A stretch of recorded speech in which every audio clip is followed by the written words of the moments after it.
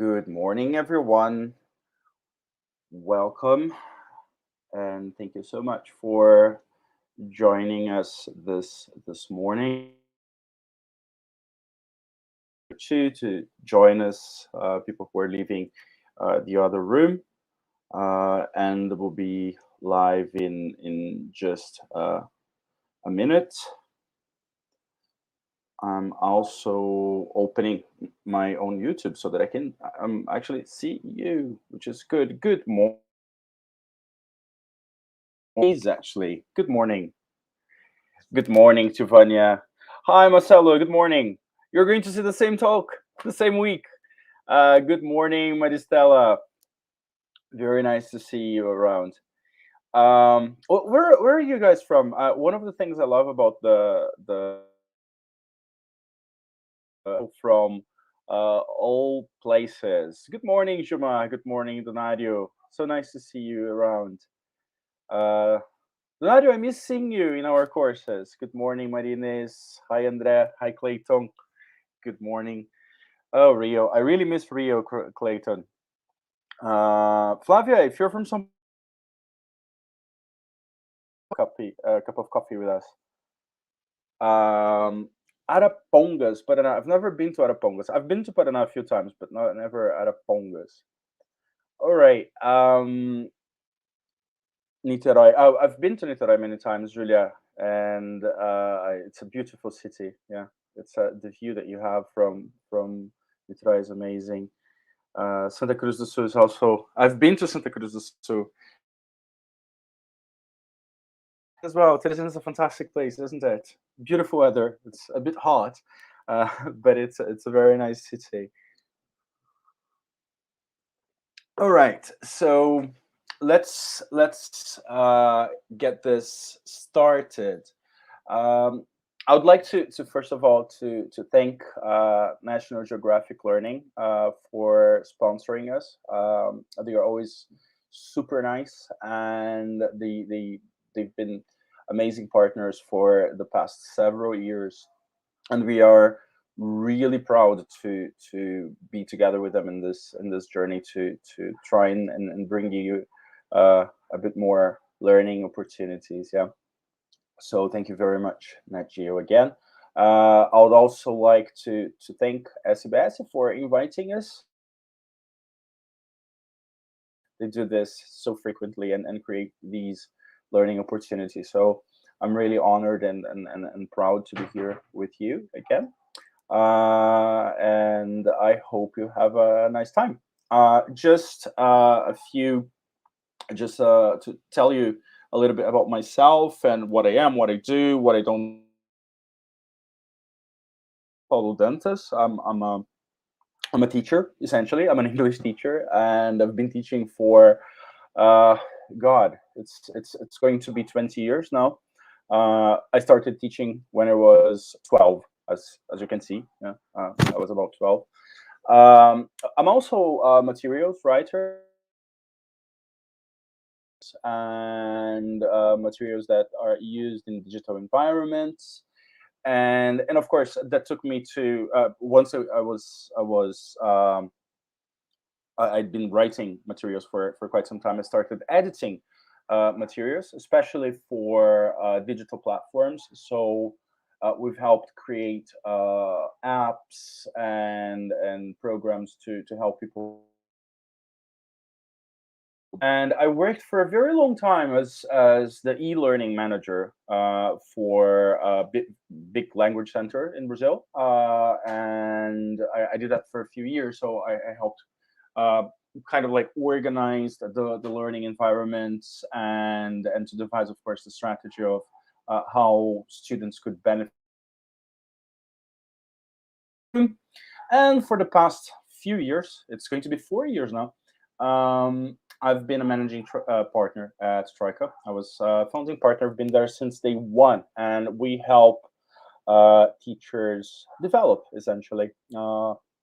So we love having teachers with us, taking course, or sometimes a happy hour at the end of the day. So yeah, that's pretty much what I do, and the stuff that we uh, routinely do. Just a few notes before we actually begin. Of course, you have your microphones off, already off. I don't think you can turn your camera on, but I can ask you to do something. If I say something that makes sense to you, uh, can I ask you to comment on the chat with some T's, just like I'm doing right now in the chat? So you should be able to see that. So if I say something that you like, um, I'm just going to ask you to comment with a bunch of T's like this, just so that I know that you are with me and that what I've said makes sense to you. Okay.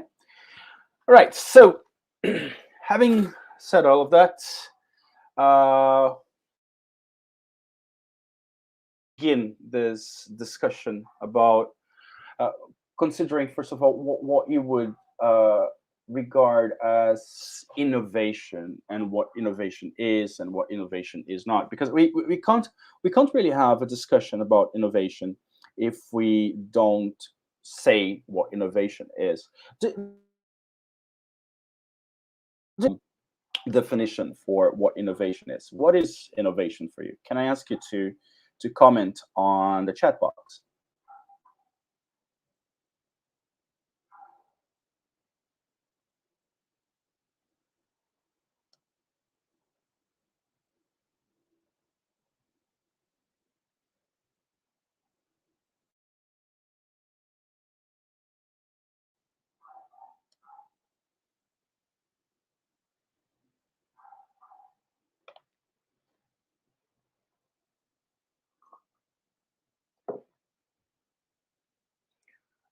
Oh, is it okay?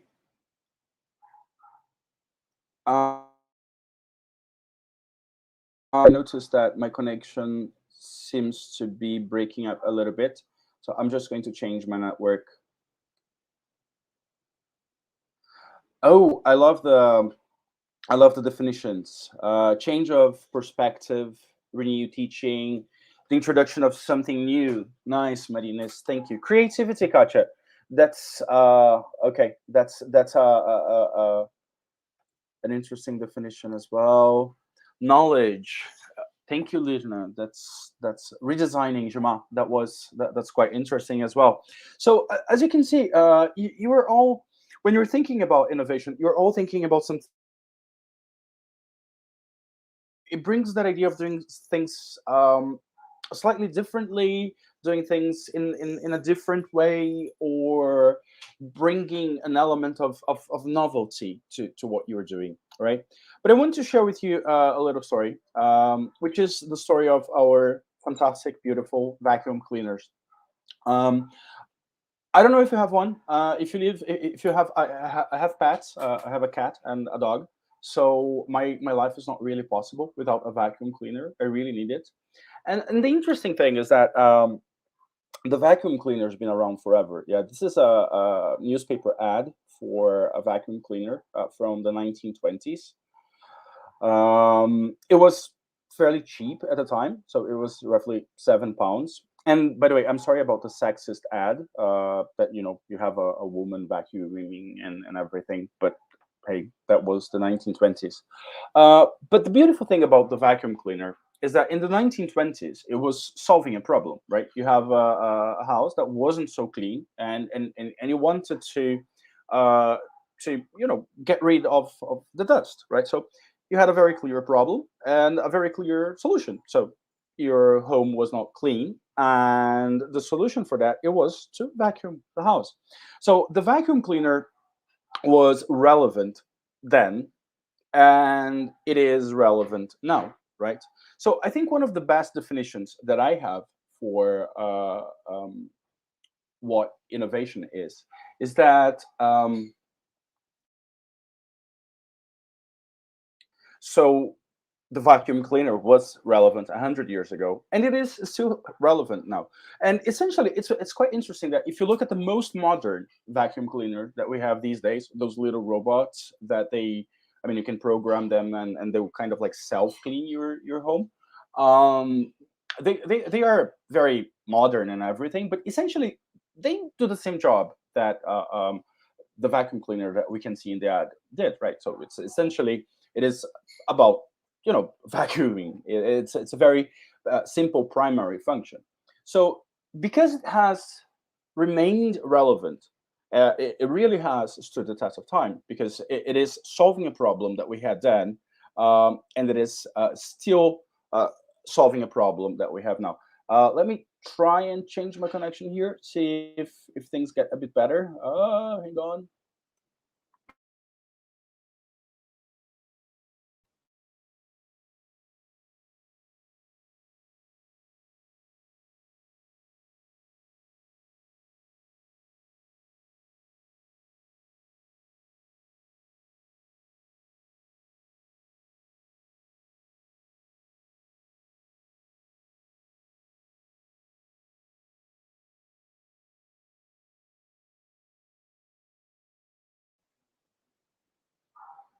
Okay, I hope we are back. I'm keeping an eye on the chat box, so if you guys experience any technical difficulties regarding my,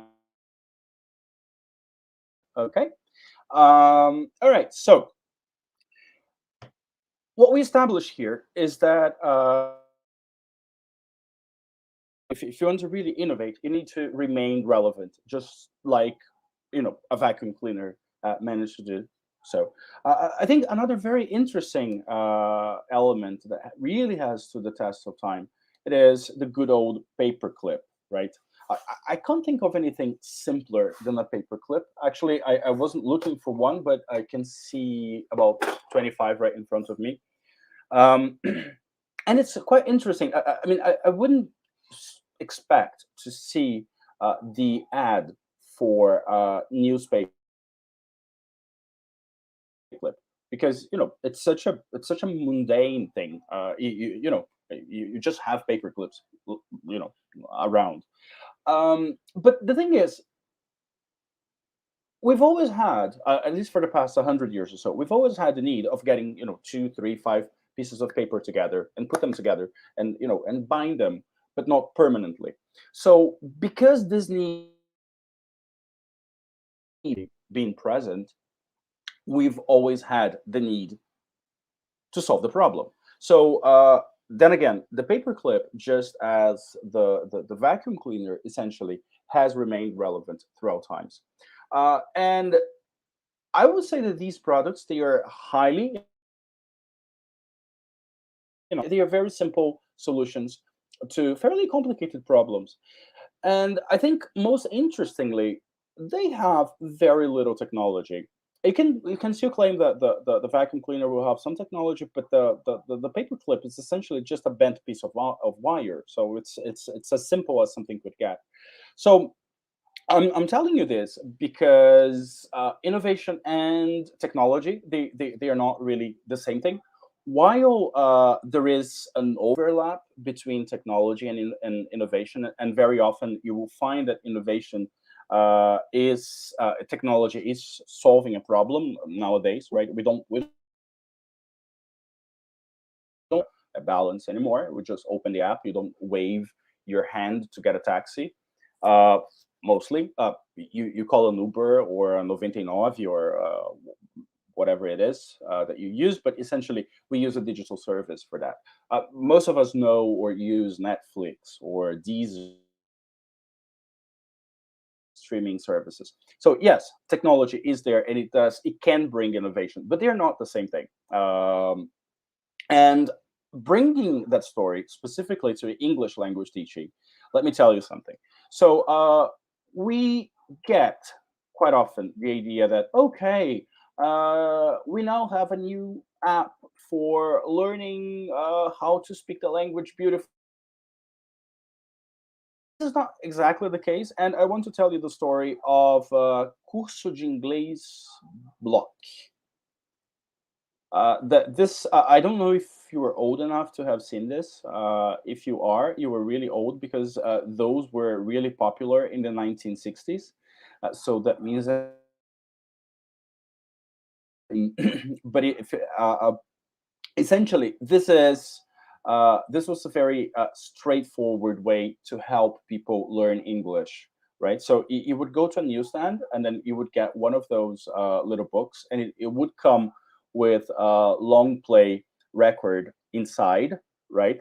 Uh, and you would listen to the model and then repeat the model and do a few exercises, and then you would post that and get some feedback from the teacher, right? And this was highly popular, and it remained popular for essentially the birth of audiolingualism in the 1960s or so, right? So it was a big novelty, and it was a departure from the older and more well-established methods and approaches in English language teaching. That it really required a teacher to be in the room with a number of students to help them, etc., etc. This specifically, the audiolingual method, it really World War II, it really helped a lot of people who had no access to learning a new language to learn a new language, right? And then we think, okay, but that was in the 1950s, and it's no longer popular. Let's see. Um, about 30 years ago, Rosetta Stone appeared. It first came out. You familiar with it? They are a very, very, very um, and they've existed in many shapes and forms. Um, they first begun with those CD-ROMs, and then after that, you could get their courses online. And nowadays, there is the app. But essentially, it is the same product, which is not too different from this product. What you do in Rosetta Stone is that you have a bunch of videos, and then you have a few exercises, and then you listen, and then you repeat. It's very much fundamented in the audiolingual method, and you could buy it at the airports in the U.S. That's true, Isabella. That's true. That's true. But essentially, it's quite interesting that then you get this product. That's Duolingo. It is very much the same as Rosetta Stone, which is not in its turn too different from the Aprenda Inglês, o método mais prático, right? It is essentially the same product, and it has, right? But in its essence, it is the same. Are they innovative products? I'm not really sure. I would say that they are essentially the same product in new packaging. There is a difference, though, and there is a difference why nowadays and why Duolingo is worth so much money. If you scan this QR code, it will take you to a Forbes article, and in this article, it's Duolingo and Rosetta Stone. Because although Rosetta Stone's been around for 30 years and Duolingo's barely been around for 10, Duolingo is regarded as a much bigger company, and it's worth, I think, 3 times more than Rosetta Stone. And they compare why this is the case. But in another, because essentially they've managed to understand what the client, and in this case, the client is the student, wants, and to embrace those needs and deliver those needs in a pretty nice, cool, gamified way, which is different from Rosetta Stone, right? So those differences, they account for the user experience, and the user experience in the end makes a lot of difference. Um, but essentially, if you think about the product itself, the product hasn't really changed. It is just not too different from this product, which you might have seen. I don't know if you like Lego, if you like Lego blocks. I've always been in love with them. I've really loved them since I was a kid. And Lego blocks, they've been around for about 50 years, and they really haven't changed but it's also highly innovative because it is a blank canvas. And blank canvases, they tend to be highly innovative if you have good monitoring, if you have good strategies around them. So this is very much like good teaching. If you have good teaching, then it can be highly innovative. We don't really need to we don't need not to use technology. We just need to understand why and where we are using technology. You might be familiar with the summer model, and I really like it because it structures the role that technology should play in. It was first used in the 1990s by Dr. Ruben Puentedura, fantastic researcher. He currently works at the MIT. If you haven't seen his work, I highly recommend it. And he says that technology essentially plays two main roles in our classes, right? So we can enhance, we can transform the learning experience. Um, and within those two different roles, there are two other roles, there are two elements that they can be brought uh, by technology. So the first one is the idea that technology can something. So for example, when you get a text, right, and instead of handing out uh, photocopies to each student, you just send them the PDF. So technology here is very much direct substitute. There is no functional change.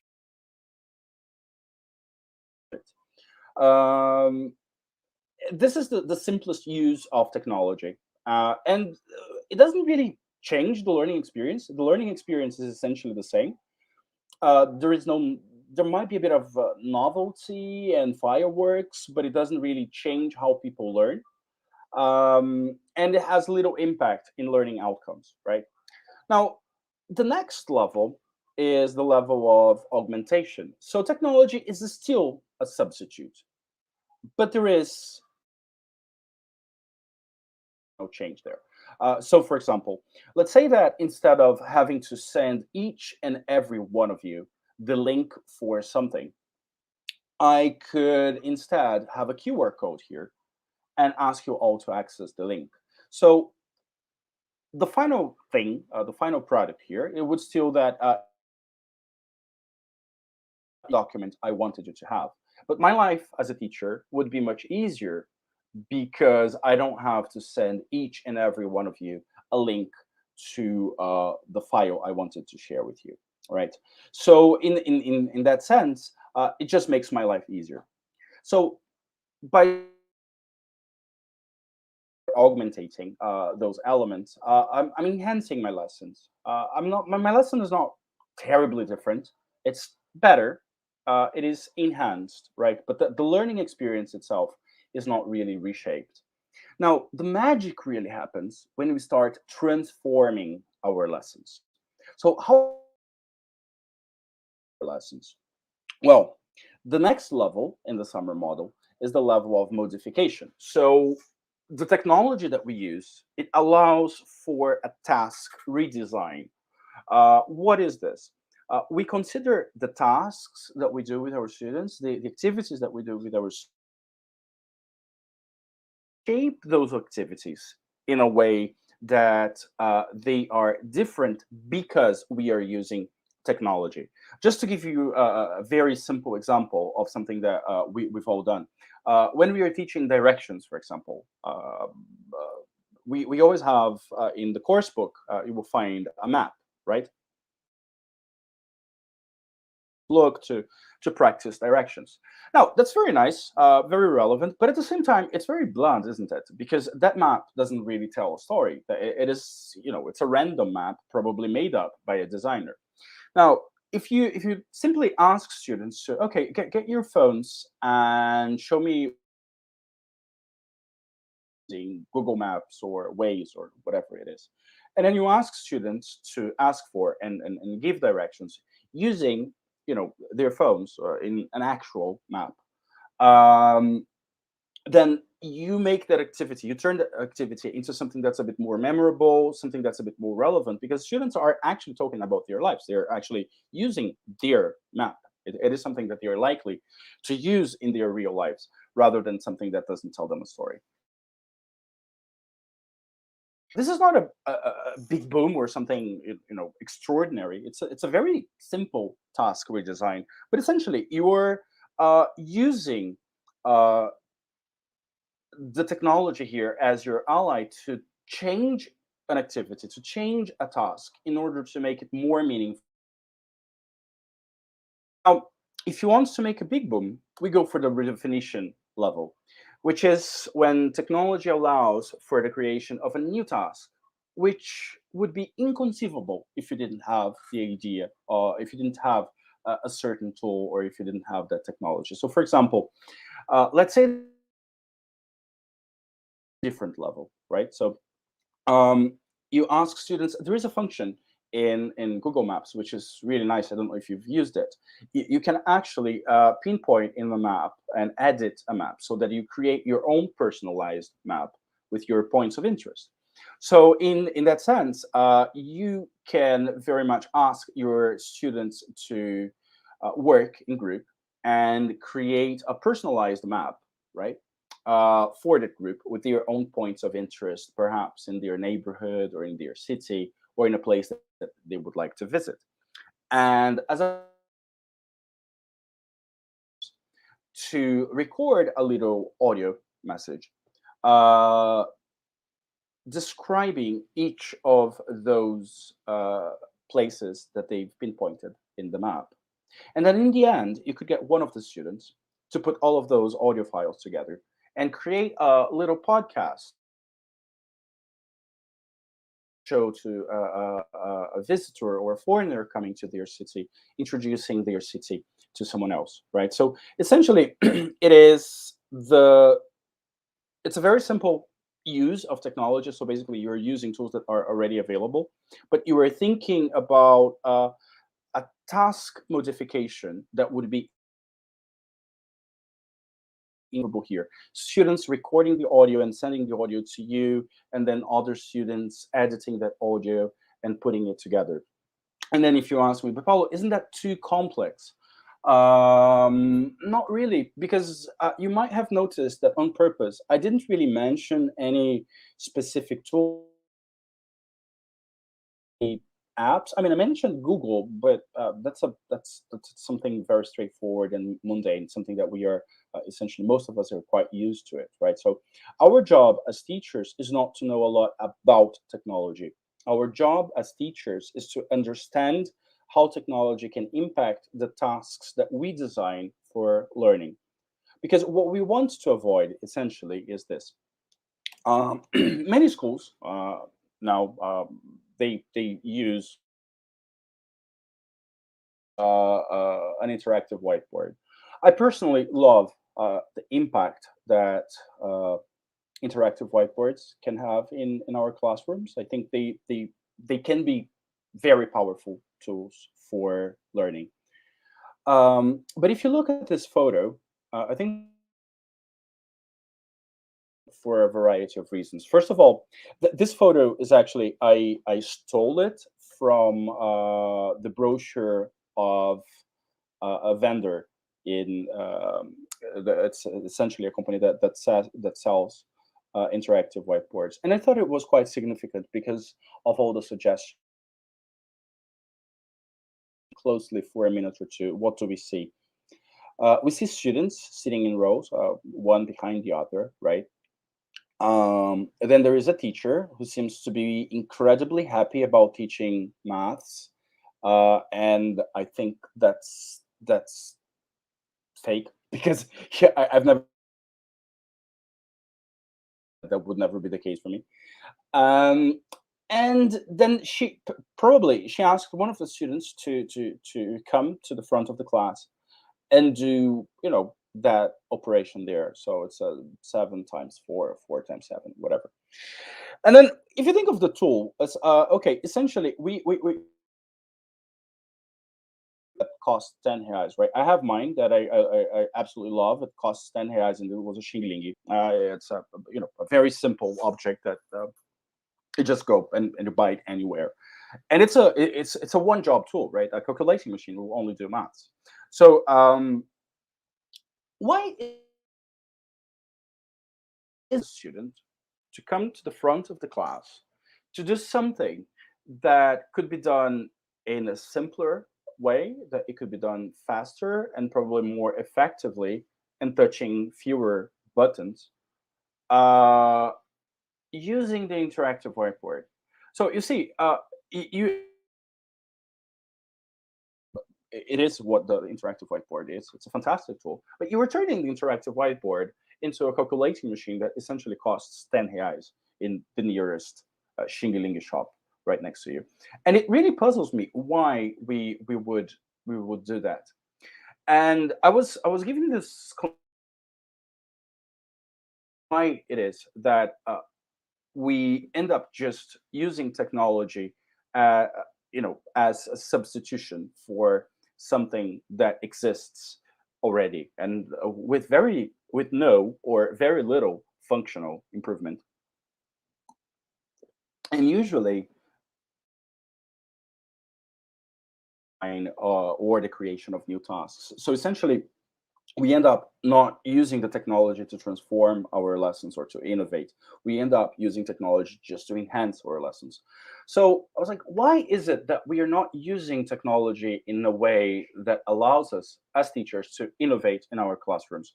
And then this occurred to me. uh, four different classrooms, and I promise you this is not one of those, okay, compare this old classroom to this new classroom, what has changed. This is not the case. But it really puzzled me that in the first photo you can see a medieval classroom. You have some monks, students right behind the other, and they're all watching the monk and copying, right? That was that It's not a photograph, of course. That illustration is from the 14th century. And then you have this second teacher, who is a teacher in a Victorian school in England at the turn of the last century. The context is not too different. So you have a bunch of students all copying. And then if you go to classroom 3, it is not too different from the other two classrooms, right? You still have, it is slightly different. So that's a school in the 1970s in the US. You have a bunch of students, one sitting behind the other. Now, there is a tiny little novelty here, which is students, they are sharing a desk. And in that sense, I think that's quite interesting because perhaps those students could be talking to each other. Um, and in picture number 4, you still see students sitting one behind the other. Now, the sitting arrangement is slightly different, uh, because you have two groups of students. They're facing each other. The notebooks with tablets. But there is another element which I thought that was quite interesting. In all of those photographs, you can very much clearly see that the teacher is standing, right? The teacher is very clearly the figurehead. It is the most prominent element in the photograph. You can see that the teacher is facing the other students. In the second photograph, in the second and fourth photographs, you can see that the women are standing. The same as in the third photograph, but then the teacher is standing at the back of the room. So you can very clearly tell who the person responsible for the learning there is. So as you can see, the point here is that the last photograph could have been taken last week. This photograph is a few years old, but it could have been taken last week. You have an interactive whiteboard, a bunch of students holding their iPads, etc. Is that we have roughly 7 centuries between the first and the fourth images, and yet they are so similar. So little has changed. And then The pandemic came, right? So we've all changed how we teach and all those things, and we've been complaining for about 2 years now. So we turned those classrooms into this, which is the same, except that now they are not physically there. They are in different little windows. But essentially, it is pretty much the same format. One person sitting right next to the other, and the teacher who's responsible for managing the whole thing, for managing and being the authoritative figure there. Um, and it's quite interesting that we Middle Ages, and we've managed to turn the thing that was quite popular in the Middle Ages and turn this into a screen environment. So it is. I was talking. I talked to a few dozen teachers during the pandemic to hear what they were thinking of their learning experiences and how teaching was for them during the pandemic. And it was quite interesting that most of them seemed to be very uncomfortable with the idea that they were uh, in the face-to-face environment, were not working in an online environment. And if you think about it, it's of course it's not going to work, because when you are in a room, in a physical room, as a teacher, you are very much like an orchestra conductor, isn't it? So you have group of students, different groups of students. They are all working in different things. They might be working in slightly different things. So you have a group here who's chatting, and then the other group who's actually paying attention, and then you have another group who's listening to you and taking notes, etc. And you are somehow managing everything that's happening there. And the final product of this is not exactly a symphony, but is learning, right? And we are very much used to that format. Now, when you bring that to an online environment, although you might see square boxes, you don't really know what people are doing. You can't manage what's happening, right? You have absolutely no control. People could, for us, I mean, all that you can tell, they could be watching Netflix, and you would never know. It's absolutely impossible to tell what would be happening there. Which is why sometimes I think it's really crazy that some schools they'll only tell students have been to class because they've appeared in their Zoom environment. So we turned our physical classroom into this online classroom, but we didn't reshape the learning experience. And this has, you know, quite dramatic consequences. And I want to share with you this quote because I really think this is true. I think the classroom as we know it is dead. It's the concept of classroom does not make sense anymore. We can't replicate our routines, our face-to-face routines in an online environment. And the face-to-face routines that we have, they don't make a lot of sense anymore. Why is it? Well, because the format of the teacher being the figurehead who is broadcasting knowledge does not make sense anymore. uh, I don't know how good at grammar you are, but if I have to tell you all the rules for articles in English, the use of our articles, I am going to fail. I have to stop and think for a moment because there are so many intrinsicies that I really have to stop and think.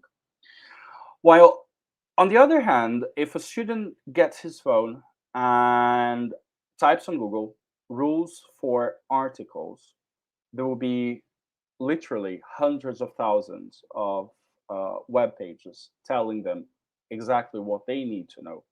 So our role as teachers has changed, and we really need to accept that. And in that sense, I want to share with you the words from Silvio Mader. He's a fantastic researcher. He's Brazilian, and he's the head of Porto Digital, which is a leading IT hub in Recife. And he says, I can't agree more when he says that with the pandemic, we had this great opportunity to learn that the classroom and its lessons in the way that they are devised, they are no longer effective, neither offline or online. And for us, I think saying that we need to go back to the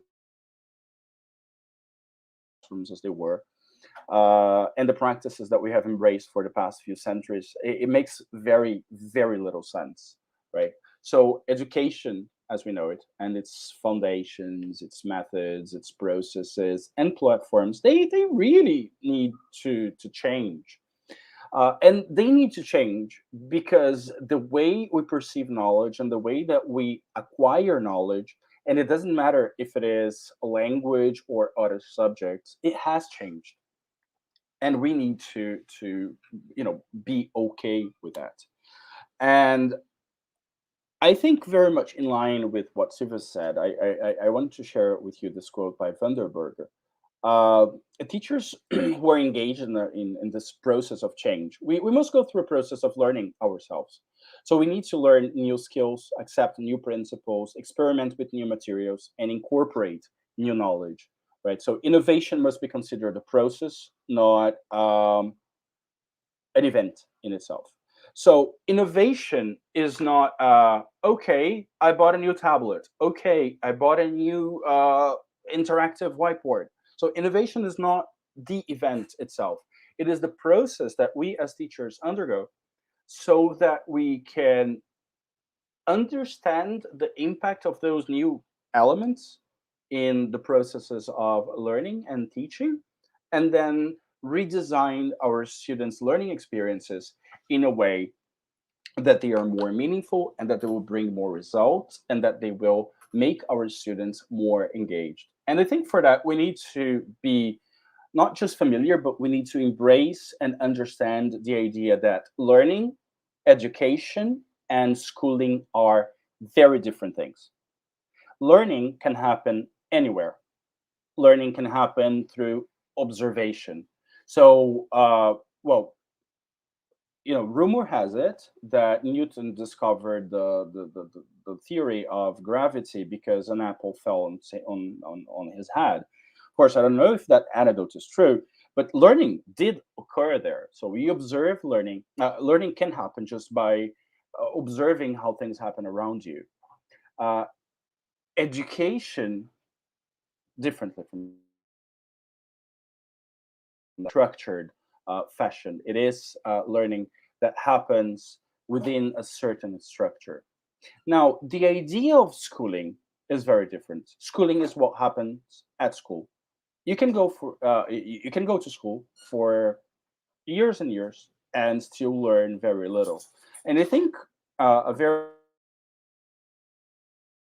very clear evidence of that, it is our schools in Brazil. When we look at the rates for literacy and maths literacy as well, in kids in year 2, 3, 4, that often kids can barely read, although they are schooled. They've been uh, uh, going to school regularly, but their education failed because there was very little learning. Right. So we need to understand that, and I love this quote by Einstein when he says that education is what remains when we have forgotten what we learned at school. And by all measures and by all accounts, Einstein, you can see his this actually this is his report card. You can see that Einstein was actually not a very good student. I mean, he wasn't a bad student. Just in his defense, the top grade you could get, it was 6. Okay, but you can see that in many grades he was an average student. So, for example, in French he got 3. In Italian he got 5. He was okay in geometry and physics, etc. But in chemistry, for example, and natural history, he didn't score very highly, and the same goes for even maths. Um, so in terms of schooling, he was average. In terms of learning, on the other hand, he was very different. He was a much better student. So just to wrap up here, so learning is the cognitive process of acquiring new skills or knowledge, while education is the process of acquiring this knowledge in formal learning and instruction, and finally schooling that puts them together. So it's the process of being formally educated in a school, right? Uh, so far, innovation and technology, they're not the same thing. They're very different thing. Effective, relevant tools are often quite simple, but not simplistic. We had a quick look at what the summer model is. Uh, we realized that our teaching model is medieval, literally medieval, and education and learning, they do not necessarily require schooling, right? So what to tell you here is that we don't need a lot of technology to innovate. What we need to innovate is sound teaching practices that they think about learning outcomes before thinking about the tools. It makes very little sense that we embrace a lot of new gadgets without realizing the impact that that will have in our students' learning experiences. We need to first consider their learning experiences and the whys we are doing things. And when we look at the use of that technology in our classroom, we need to make sure that we are not just enhancing the learning experience. We need to be looking at the transformation side of the learning experience. What is the transformation side of the opportunities? Through new tasks, through new activities that they would be inconceivable without the use of technology. And that often implies students producing content and students sharing content. It goes a little bit further than just using an online multiple choice quiz, because a multiple choice quiz can be done in paper. You are just going to be either at the substitution or modification level. So if we're constantly just trying um, to substitute paper without considering new opportunities, then we are not innovating.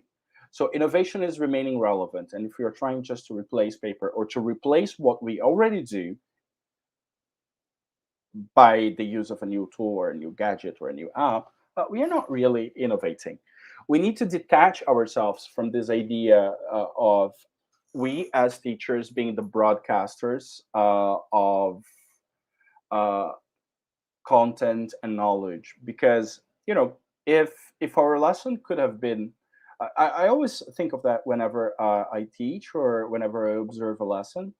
uh, if that lesson could have been a YouTube talk or a YouTube lecture, it was a bad lesson, right? A good lesson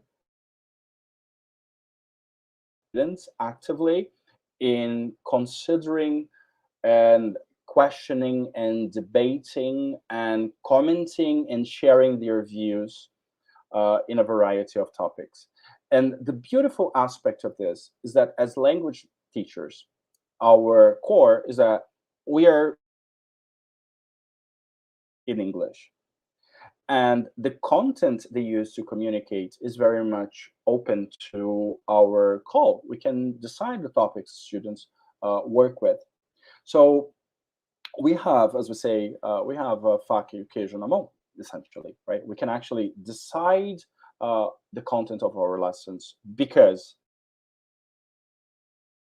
content to deliver language learning.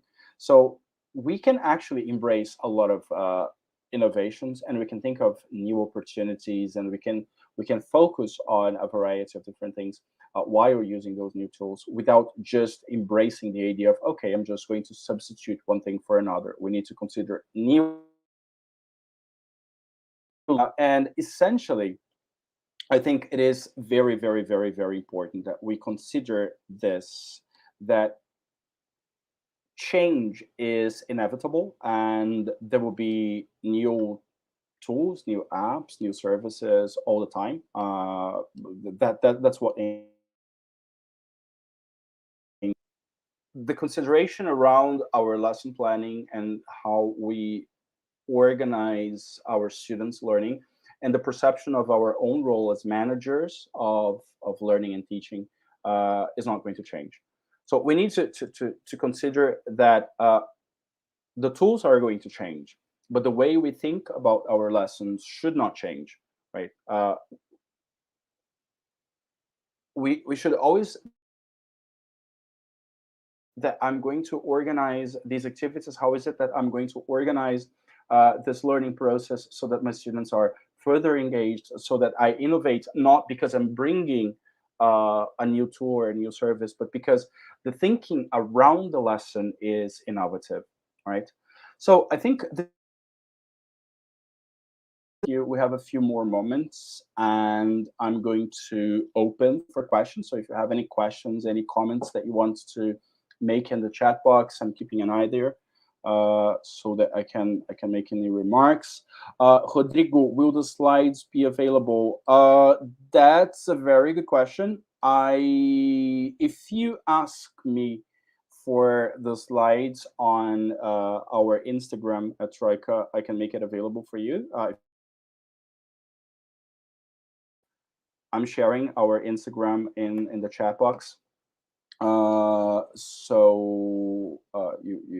can just follow us, and then I can send you the slides if you want them. And do we have any more? Do you have any questions, comments, anything that you want to share with us?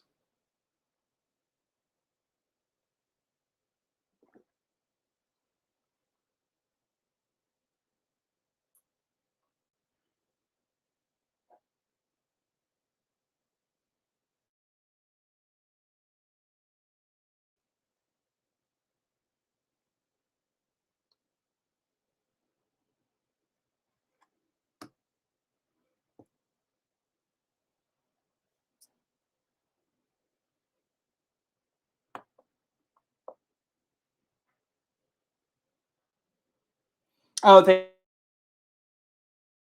you. Terribly kind. Thank you, Marcelo. Again, Lena, I'm putting it there again. It's Troika .br on Instagram. Okay. Yeah, it is, Rodrigo. I think pretty much every I mentioned the summer model because although it's been around for quite some time, I think it is really important that we really embrace it so that we can assess the impact and understand a little bit better the role that technology has in our classrooms. Yeah. All right. Thank um, National Geographic Learning once again for sponsoring this, and SBS for organizing this chat. I hope we can continue this conversation in our Instagram. So just make sure that you follow us there. And I hope to see you again sometime soon, very shortly, preferably face to face.